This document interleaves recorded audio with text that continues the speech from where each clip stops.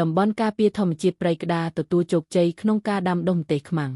សហគមន៍តំបន់ការពារធម្មជាតិព្រៃក្តារទទួលបានជោគជ័យខ្ពស់ពីរបរដាំម្ទេសខ្មាំងដែលជាពូជក្នុងស្រុកធន់នឹងអាកាសធាតុទទួលបានទិន្នផលខ្ពស់បានរួមចំណែកយ៉ាងសំខាន់ក្នុងការលើកកម្ពស់សេដ្ឋកិច្ចសហគមន៍និងការអភិរក្សធនធានធម្មជាតិ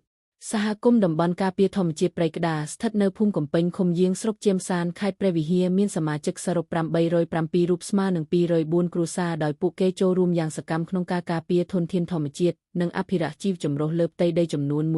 1190ហិកតាព្រមទាំងខិតខំលើកកម្ពស់ជីវភាពសហគមន៍តាមរយៈការធ្វើស្រែចម្ការដាំដុះដំណាំចិញ្ចឹមសត្វនិងលក់កម្លាំងពលកម្មកាលពីពេលថ្មីនេះសហគមន៍មួយនេះបាននឹងកំពុងទទួលបានជោគជ័យលើការដាំដុះដំណាំម្ទេសខ្មាំងសម្រាប់លក់លើទីផ្សារខណៈពូជម្ទេសខ្មាំងគឺជាពូជក្នុងស្រុកធន់នឹងការប្រែប្រួលអាកាសធាតុនិងជំងឺព្រមទាំងមានរសជាតិហឹរខ្លាំងនិងក្លិនឈ្ងុយពិសេសប្រជាសហគមន៍បានសាកល្បងដាំដុះម្ទេសខ្មាំងលើផ្ទៃដីចំនួន1ហិកតាជាលទ្ធផលពួកគេបានចាប់ផ្ដើមប្រមូលផលនៅចុងខែវិច្ឆិកាឆ្នាំ2024ហើយរហូតមកដល់ពេលបច្ចុប្បន្នសហគមន៍ប្រមូលផលបានចំនួន700គីឡូក្រាមនិងលក់បានក្នុងតម្លៃបោះដុំ8000រៀលក្នុង1គីឡូក្រាមធ្វើឲ្យសហគមន៍ទទួលបានទឹកប្រាក់សរុប5.6 សែនរៀល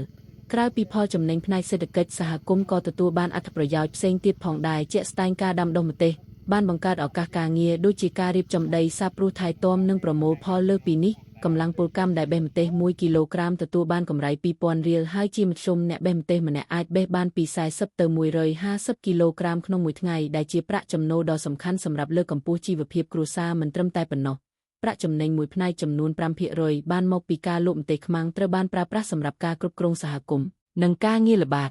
រៃជាដើម